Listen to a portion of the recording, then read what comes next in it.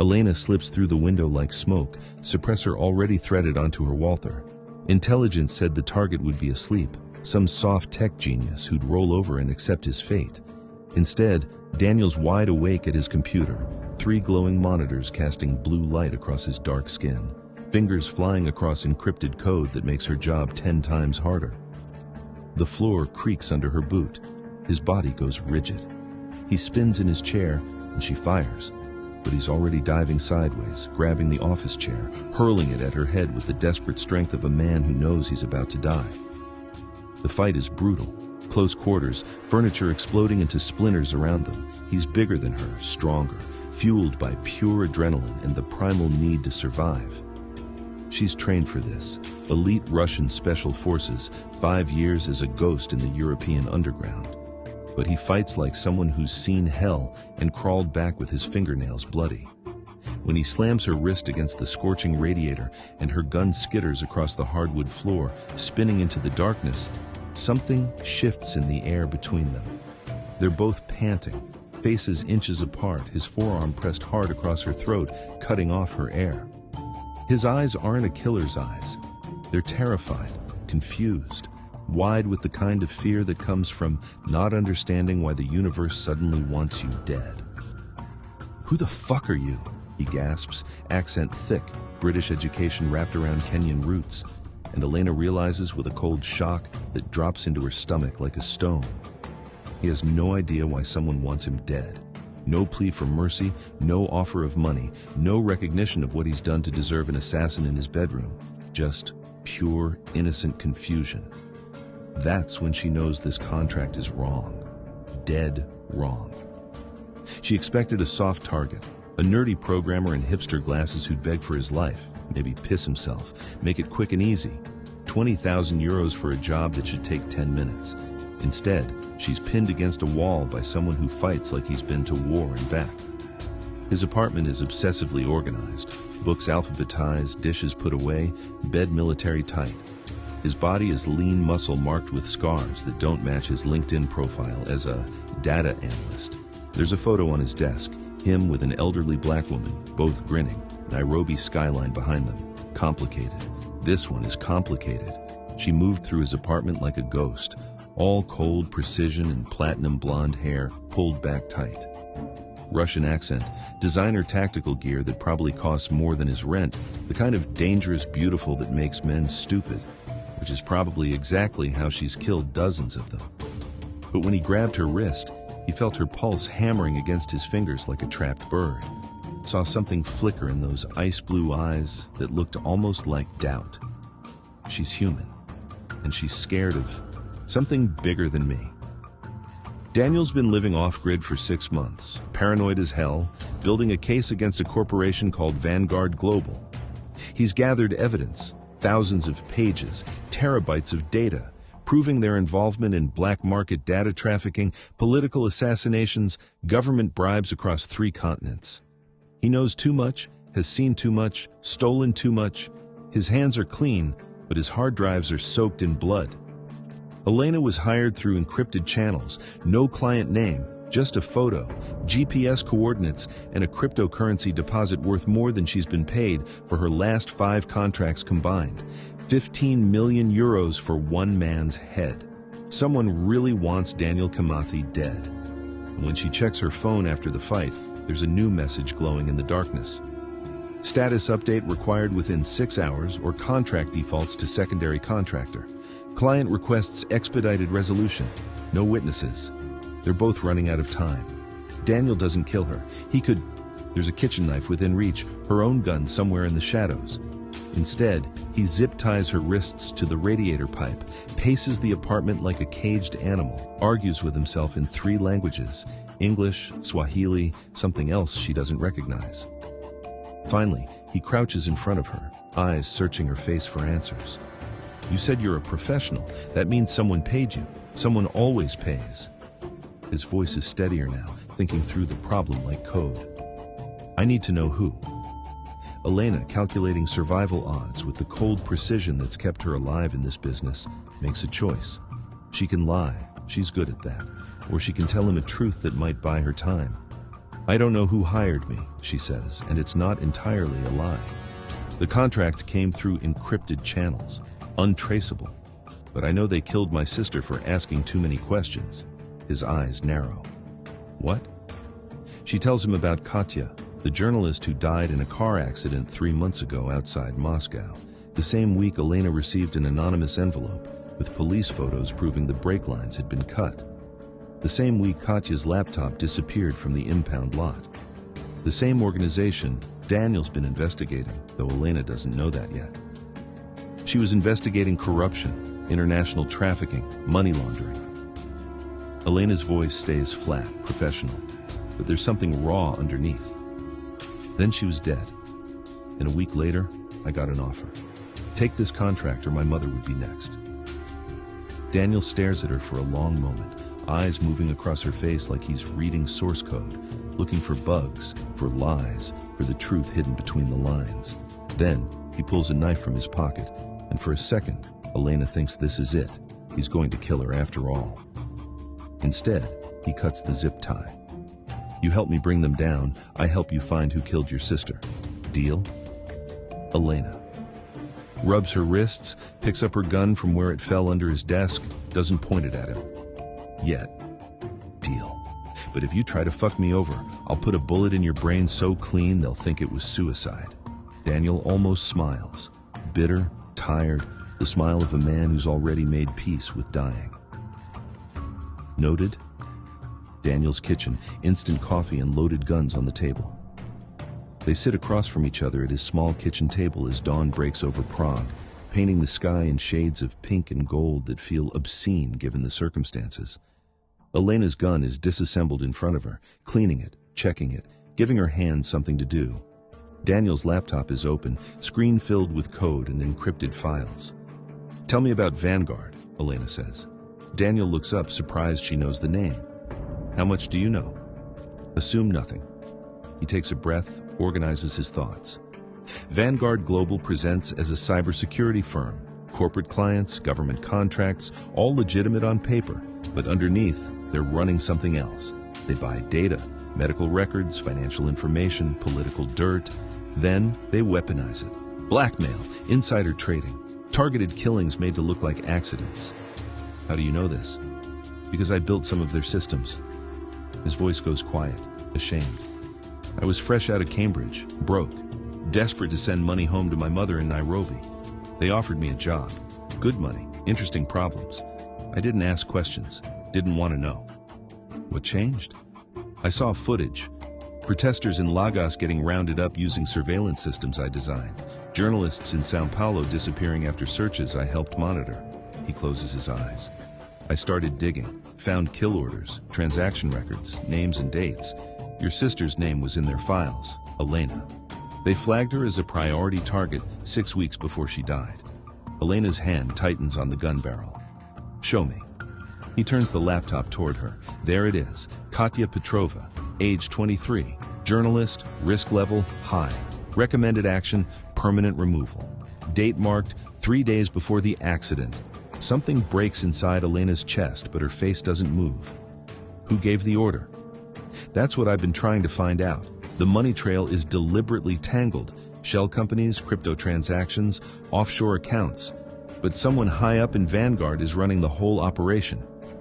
He pulls up another file. I've identified 3 board members who might be involved, but I need more time. Time we don't have. Elena reassembles her gun with practiced efficiency.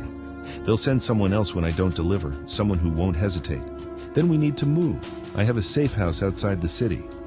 How safe? Safe enough to buy us 48 hours. Elena stands, holsters her weapon. Then we leave now. Pack only what you need. The safe house is exactly what Elena expected. Industrial, isolated, designed by someone who trusts no one.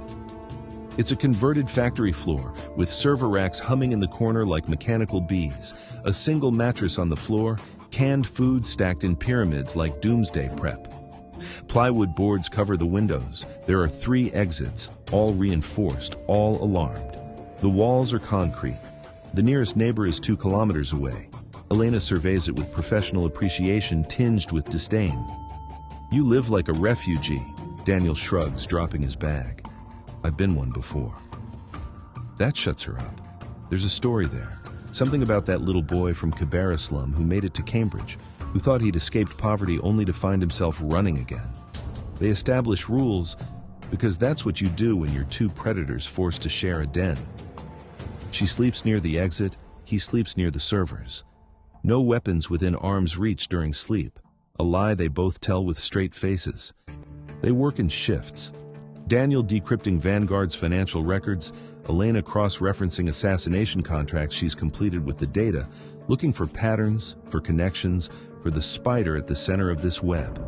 The silence is heavy, loaded with unspoken questions. Every movement is observed, every sound is analyzed. She watches how he types, fast, aggressive, like he's fighting the keyboard.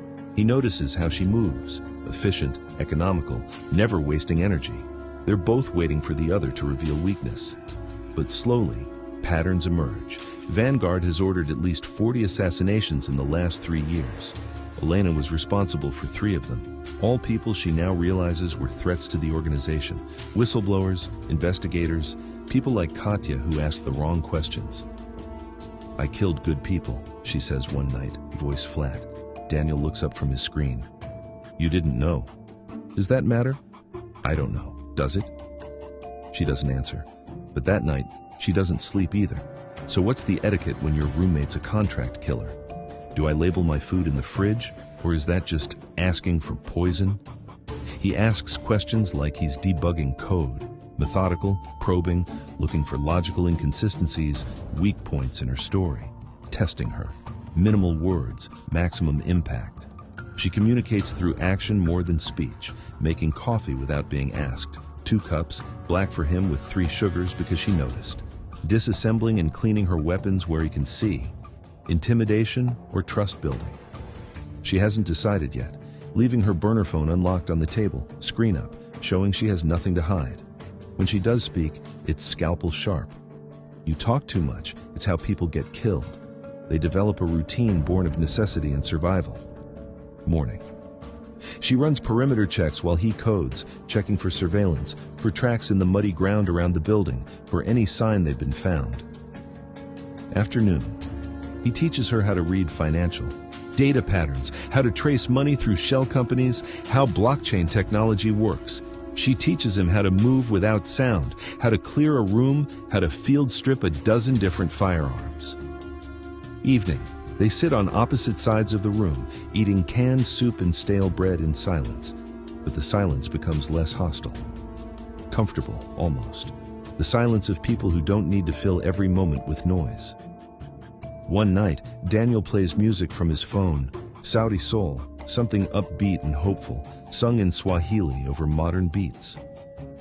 Elena's head tilts, curiosity breaking through her careful mask. What is this? Home, he says quietly, and there's such longing in that single word that it hurts to hear. She doesn't mock him, doesn't ask why he left or why he can't go back. Just nods and returns to cleaning her gun, but she doesn't ask him to turn it off. Rooftop at sunset, cigarette smoke and confessions, Elena finds Daniel on the roof, sitting on the rusted edge where the fire escape meets the building, staring toward the Prague skyline silhouetted against the dying light. She almost leaves. Privacy is a currency as valuable as ammunition in their situation. But something stops her. Maybe it's the way his shoulders are slumped, or the way he's holding something in his hands. She climbs up, lights a cigarette, offers him one. He shakes his head. They stand in silence until he says, I grew up in Kibera. You know it? She shakes her head, exhaling smoke into the purple sky. Largest slum in Nairobi. 1 million people crammed into 2 square kilometers. No running water, no electricity except what you steal. Sewage in the streets. His voice is matter of fact, no self-pity, just stating facts. My mother cleaned houses for diplomats in the nice parts of the city. 15-hour days, came home with her hands raw from bleach. I learned to code in an internet cafe. 6 kids sharing 1 computer, paying by the minute. I was fast, had to be. He's still holding that thing in his hands. She sees now it's a photo, creased and worn. The same one from his apartment. Him and the elderly woman, both grinning like the world isn't trying to kill them. Got a scholarship to Cambridge. Full ride. Thought I'd left that life behind, you know? Thought I'd made it. He laughs bitterly. But Vanguard, they target people like me. Vulnerable, brilliant, desperate. They offered me a job building surveillance systems for corporate security, six-figure salary, stock options, the whole Western dream. I didn't ask questions until I saw the footage. Protesters in Lagos getting rounded up using my code. Journalists in Sao Paulo disappearing after searches I helped monitor. He looks at her, and his eyes are older than they should be. Your sister. What was her name? Elena exhales smoke, watches it dissolve into the darkening sky. Doesn't answer for a long time. When she does, her voice is rougher than usual. Katya, she was 23, wanted to change the world. Wrote articles about corruption, about trafficking, about all the darkness people want to pretend doesn't exist.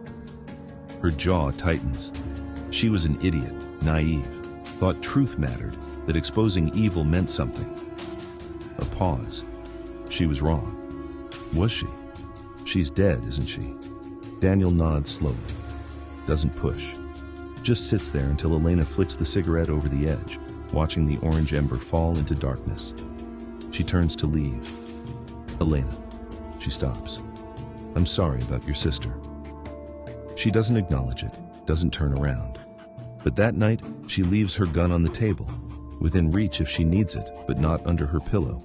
And she sleeps for 4 hours straight, a record since Katya died. They're no longer prisoner and captor. They're partners. Uneasy, uncertain, but partners nonetheless. Daniel finds himself watching how she moves, efficient, graceful, lethal, but there's something almost dance-like about it. He wonders what she's like when she's not calculating kill angles and exit strategies, if she laughs, if she ever lets her guard down completely. Elena catches herself noticing how his hands look when he codes, long fingers flying across the keyboard with the kind of precision she uses to field strip weapons. The intensity in his eyes when he finds a connection in the data, the way he whispers in Swahili when he's frustrated, the careful way he makes coffee in the morning, always making enough for two. They're both smart enough to know this is dangerous. Neither stops it. The knock comes at midnight. 3 short raps on the metal door, precise, deliberate. Elena's on her feet instantly, gun drawn, safety off, muscle memory overriding conscious thought. Daniel freezes at his computer, fingers hovering over the keyboard. You expecting someone? His voice is barely a whisper. She shakes her head, already moving toward the door, pressing herself against the concrete wall.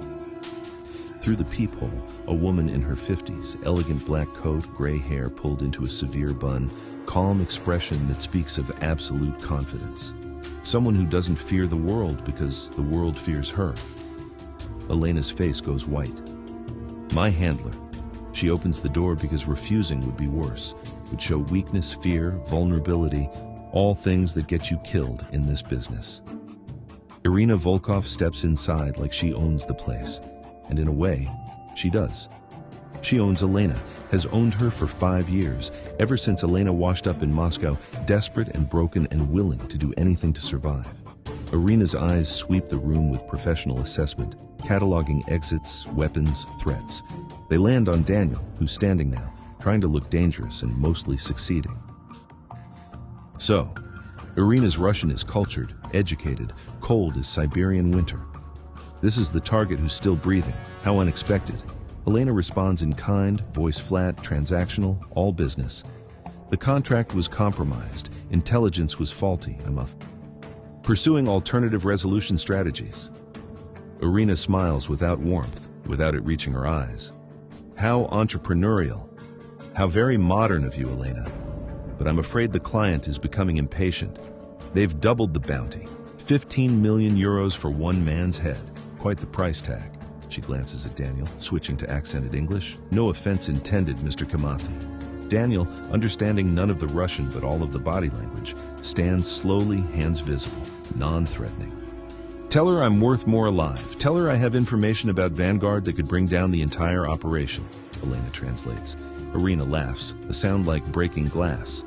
He has American confidence. Charming. Then, to Elena, you have 48 hours.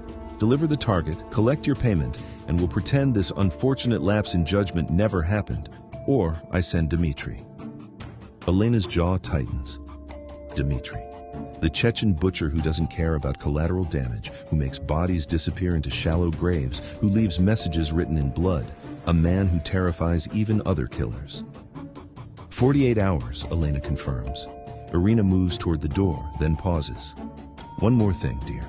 We found your mother's new address in Perm. Such a lovely little apartment. 3rd floor, blue door, roses on the balcony. It would be a shame if anything happened to her. She leaves as smoothly as she arrived, heels clicking on concrete, disappearing into the night like a nightmare at dawn. The contract is back in play, deadlier than before.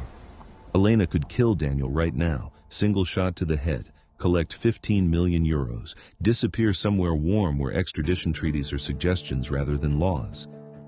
He knows this. She knows he knows. The trust they've built over the past week feels suddenly fragile, built on sand, ready to collapse at the first strong wave. Daniel packs a go bag without speaking. Passport, hard drives, cash, one change of clothes. I'm leaving tonight, alone. You've done enough. Elena blocks the door, gun at her side but not raised. Don't be stupid. Stupid? You just got a death threat because of me. Your mother is being used as leverage, standard tactic. That's supposed to make me feel better. You leaving gets us both killed. Her voice is hard, practical. They'll have snipers covering every exit by now. Probably have your photo distributed to every criminal network in Prague. You make it 50 meters and you're dead. So I'm your prisoner again? His voice is bitter, angry, betrayed. You're my asset, she snaps back. And I don't lose assets. Fuck you. That's not helpful. They stare at each other across 3 meters of concrete floor that might as well be the Grand Canyon. Finally, Daniel throws the bag against the wall. What's the plan then? Wait here for Dmitri to show up with a chainsaw?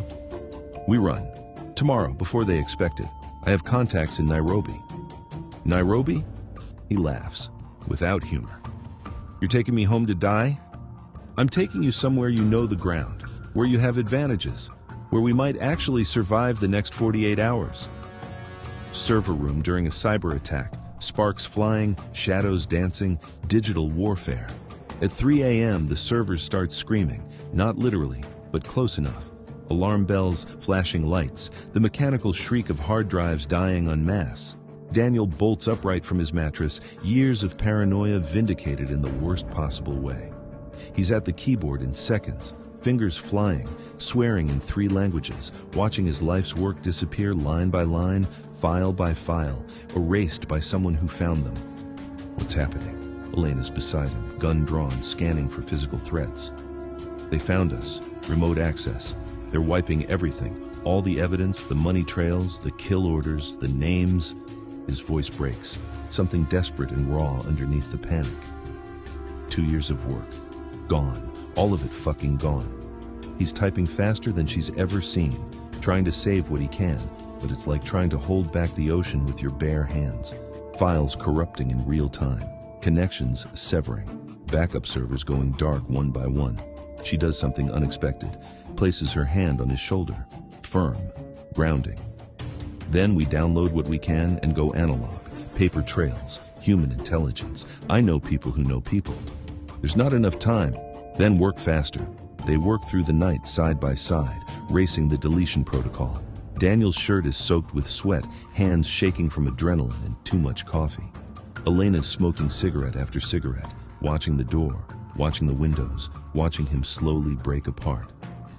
When the final server dies with a sound like a death rattle, Daniel slumps forward, head in his hands, shoulders shaking. I failed. Katya died for nothing. My code killed people for nothing. Everything I've done. Elena crouches beside him, eye level, forces him to look at her. Katya died because she was brave, because she believed truth mattered. You're still breathing, which means you can still fight. That's not nothing. He looks at her, really looks, and sees something he didn't expect. She believes it. This woman who kills for money, who's seen the worst humanity has to offer, who should be cynical and dead inside, she believes fighting matters. Why do you care? His voice is barely a whisper. I don't know, she admits, and it's the most honest thing she's said to him. Daniel kisses her. It's impulsive, desperate, tasting like smoke and exhaustion, and two people staring into the abyss together. For half a second, Elena kisses back, fierce, hungry, her hand fisting in his shirt like drowning people grasping at anything solid. Then, reality crashes back, and she shoves him away hard enough that he stumbles. Don't. Her voice is shaking, gun in her hand now, though she doesn't remember drawing it. This doesn't happen. We don't happen. She walks to the other side of the room, putting distance between them, back turned, shoulders rigid. Daniel doesn't apologize. I know what you are. I don't care. You should, she says quietly, voice rough. I've killed 23 people. Some begged. Some didn't know I was there. Some were probably innocent. I'm good at my job, Daniel. That's the problem. You're also trying to avenge your sister. That counts for something. Does it? Or am I just using it as an excuse to feel better about myself? Silence. Heavy. Suffocating. For what it's worth, Daniel says finally, I think Katya would be proud of you. Elena doesn't respond, doesn't turn around, but he sees her wipe at her face, quick, angry, like tears are enemies to be eliminated. They don't speak for the rest of the night, but neither sleeps. And when dawn comes and they pack for Nairobi, their hands brush reaching for the same water bottle. Neither pulls away. Kenyan safe house, humidity thick as guilt, city sounds and old ghosts. They flee to Nairobi, Daniel's territory, where Vanguard's reach should be weaker, but somehow feels stronger. Coming home always feels like stepping into your own grave. He has contacts here, activists, hackers, journalists who owe him favors, people who remember the kid from Kibera who made it out. Elena is out of her element, conspicuous. Too pale, too foreign, moving like a predator through streets where children play and women sell vegetables on corners. Daniel takes her to Kibera first, the slum he grew up in. Narrow alleys barely wide enough for two people. Open sewers running brown and thick, corrugated metal shacks stacked like playing cards. Children playing football with a deflated ball in the dirt, laughing despite everything, or maybe because of it. This is why I do this, he says, voice quiet but intense. These people have nothing, no opportunities, no safety net, no way out. Vanguard wants to keep it that way, easier to exploit when people are desperate. Elena says nothing, but her hand brushes his. Brief, almost accidental, almost not. They meet with Daniel's old friend, Marcus, a journalist at The Nation who's been covering corporate corruption for a decade. Elena waits outside the cafe, scanning rooftops, counting exits, memorizing faces. Old habits. Inside, Marcus is nervous, hands shaking as he slides papers across the table. Danny, there's a bounty on you, not just money, political pressure. Someone high up wants you gone, wants it public, wants it to send a message. Daniel leans forward. Who hired the hit? Marcus slides over a photo. Elena Petrova, full dossier, known aliases, last known contracts, client requests, and there, buried in the details, a name Daniel recognizes. His blood goes ice. Because the person who hired Elena isn't from Vanguard at all. It's Irina Volkov, Elena's handler, working both sides, playing them against each other like chess pieces, getting paid. Twice. Once to have Daniel killed, once to have Elena deliver him. Daniel finds Elena in the street outside, grabs her arm hard enough to bruise, pulls her into an alley between two buildings, away from watching eyes. You knew. His voice is shaking with rage, betrayal, hurt, all of it boiling over. You fucking knew. Elena jerks free, eyes flat, professional mask sliding back into place. Knew what? Irina. She's the one who hired you. She gave the order to kill Katya. She's playing both of us. I suspected. Suspected? He's shouting now, drawing looks from passers-by. And you didn't tell me? Why would I? It doesn't change the plan. The plan. Right. The plan where you decide when to put a bullet in my head and collect your fucking payday. If I wanted you dead, you'd be dead. Then why are you still here? He's in her face now, close enough to see the micro-expressions she worked so hard to hide. Why the fuck are you still here, Elena? She steps close, voice low, lethal, everything dangerous about her rising to the surface. Because they killed my sister. Because you're the only lead I have. Because... She stops, looks away, jaw working.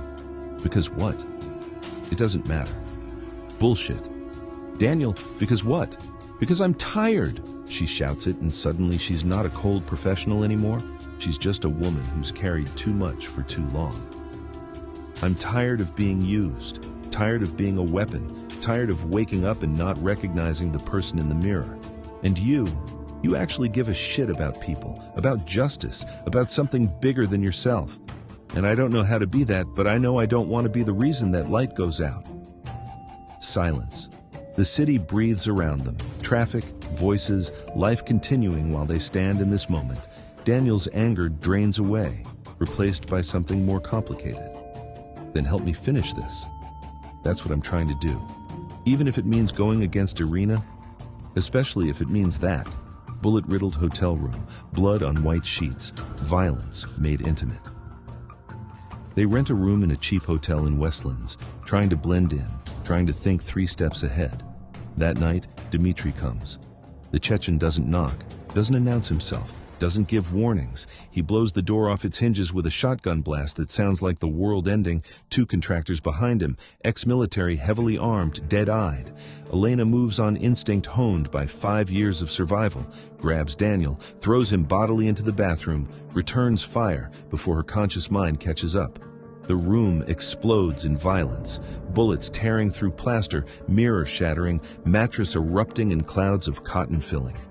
She drops one contractor with 2 shots to center mass, wings another, but Dmitri's a tank.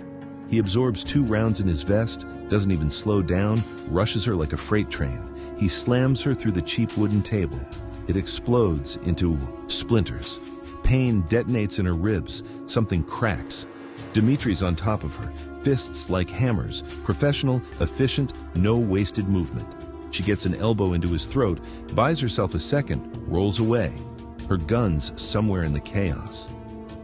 Daniel emerges from the bathroom with a chair leg, absurd, desperate, brave. Swings for Dmitri's head with everything he has. It splinters on impact. Dmitri backhands him into the wall hard enough to crack plaster. Daniel drops, stunned, blood running from his scalp. Dmitri's hands close around Elena's throat. You went soft, little bird. Irina warned you, said you were getting sloppy, emotional. His Russian is guttural, Chechen accent thick. She sends her regards. Black spots bloom in Elena's vision. Her hands scrabble at his wrists. Useless. He's too strong, too heavy. This is it. This is how it ends. Not in a blaze of glory, but choking on a dirty hotel room floor, killed by a man she used to respect. Then, bang! Dmitri's head snaps forward. He collapses, dead weight, crushing. Elena shoves him off, gasping, vision clearing.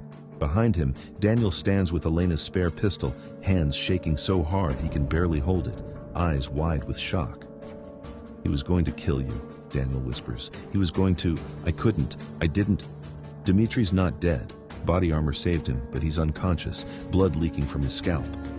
Elena drags herself up, clutching her ribs, spitting blood. Looks at Daniel. He just killed for her. Crossed a line he can't uncross. Became something he swore he'd never be. We need to go, now. In the stolen car, speeding toward the airport, Daniel's hands won't stop shaking on the wheel. I shot him. I shot a man. Elena drives one-handed, other arm wrapped around her ribs, breathing shallow. You saved my life. I'm not like you. I don't...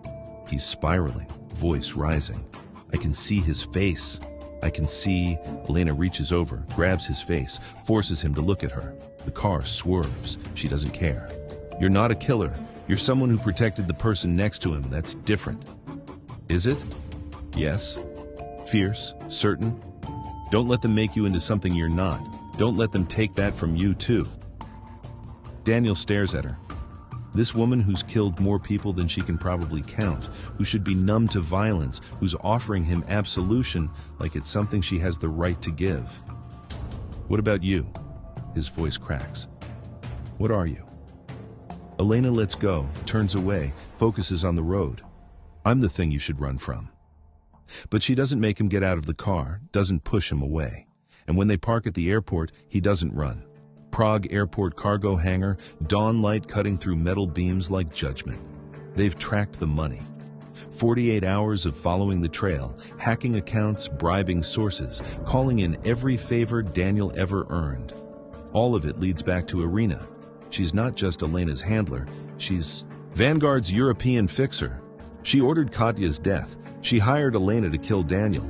She's been playing both sides, using Elena as an unwitting weapon, collecting fees from Vanguard while training the woman who might eventually expose them. It's brilliant. It's monstrous. When Elena and Daniel burst into the cargo hangar at dawn, Elena's waiting with 6 men, guns drawn, positioned strategically. She's calm, almost maternal, disappointed in a disobedient child. Elena, sweetheart, you were always too emotional, just like your sister. Elena's gun is steady even though her hands want to shake. You killed her. You trained me, and you killed her. Elena sighs, spreading her hands. Katya was going to publish. Names, dates, bank accounts, everything.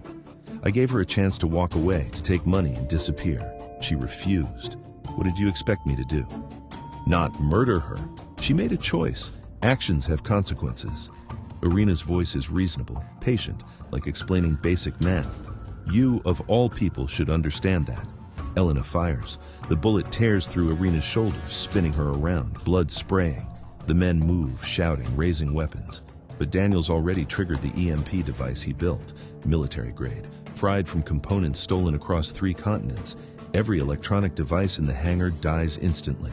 Lights out. Weapons targeting systems offline. Chaos. In the darkness, Elena becomes what she was trained to be. Death incarnate. 5 years of muscle memory, of instinct, of being a weapon.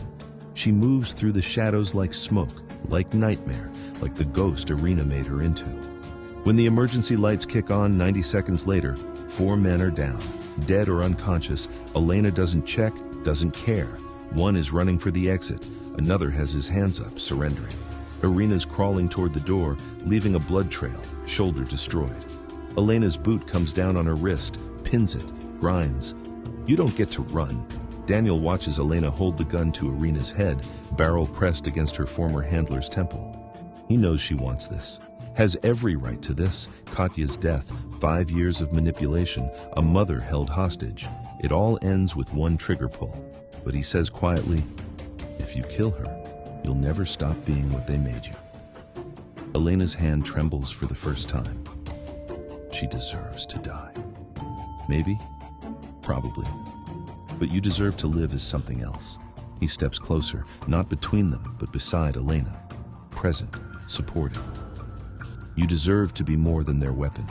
Elena looks at him, this man who should hate her, fear her, run from her, who's seen her at her worst and somehow still stands beside her. Tears track through the blood on her face. I don't know how. Neither do I, but we figure it out together. Slowly, like it costs her everything, Elena lowers the gun, steps back, holsters it with shaking hands. Call the police, Interpol, everyone. She crouches beside Elena, voice dead calm. You're going to testify against Vanguard, every name, every account, every order you ever gave. Or I'll hunt you down and make Dmitri look like a mercy killing, and I'll start with everyone you ever loved. Elena, bleeding, broken, nods weakly. Prague rooftop cafe, coffee and quiet, and the weight of survival 3 weeks later. Vanguard's executives are arrested in coordinated raids across 6 countries. Daniel's evidence, Elena's testimony, Elena's confession, it's enough, barely. The news calls it the biggest corporate crime takedown in a decade. Stock markets panic, politicians resign. Justice, slow and imperfect, grinds forward. Daniel and Elena sit at a rooftop cafe in Prague's Old Town, watching the sunrise paint the medieval buildings gold and pink. They haven't touched beyond accidentally brushing shoulders, haven't defined what they are, what this means, whether it means anything at all. I'm going back to Nairobi, Daniel says finally, staring into his coffee. Marcus wants me to consult on cybersecurity for activists, teach kids to code, build something good for once. Elena nods, smoking her morning cigarette. That's good. You'll be good at that. What about you? She exhales slowly. I have money now. Elena's accounts, they gave me a reward. A new passport, new identity. I could disappear, become someone else. Could, he echoes. They sit in silence, the unspoken question hanging between them, heavier than all the words they've said. Finally, Elena stubs out the cigarette like she's killing something. I don't know how to be someone else, someone normal. The word tastes foreign in her mouth. Daniel reaches across the small table, covers her hand with his. First time they've touched intentionally since that failed kiss. His skin is warm against her cold fingers. I'm not asking you to be normal. I'm asking if you want to try being alive. Elena's eyes glisten, the first time he's seen her close to tears since Katya. I don't know how. Neither do I, he admits, thumb tracing circles on her wrist, feeling her pulse. But I know I'd rather figure it out with you than without you. She doesn't answer immediately. Can't. Swallows hard. I've killed people, Daniel. That doesn't wash off. I know. I have nightmares. I'll always look over my shoulder, always see threats. I know. I might wake up one day and leave. Just leave. And never come back. He squeezes her hand. But will you? Elena looks at him. This brilliant, damaged, impossibly good man who's seen the absolute worst of humanity and still believes in better. Who shot a man to save her and is still figuring out how to live with it. Who should run and keeps choosing to stay. No, she whispers.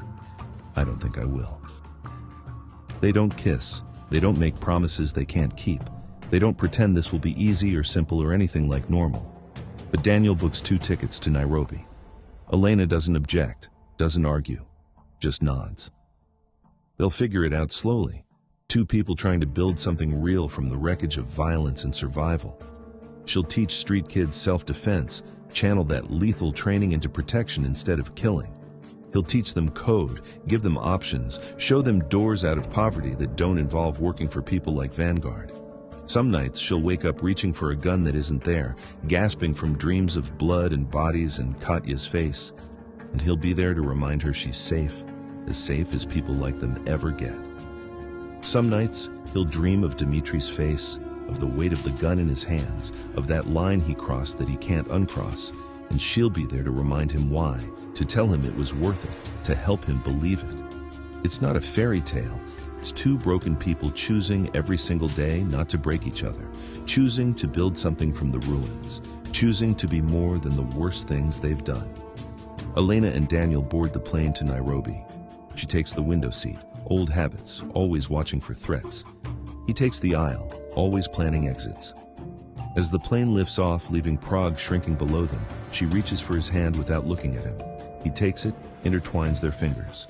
Over the intercom, the pilot announces the flight time, 8 hours. Elena closes her eyes, feels the rumble of the engines, the pressure in her ears, the warmth of Daniel's hand in hers. Wake me if someone tries to kill us. Daniel almost laughs, the kind of laugh that's half sob, half relief, all exhaustion. Deal. He doesn't let go of her hand, neither does she.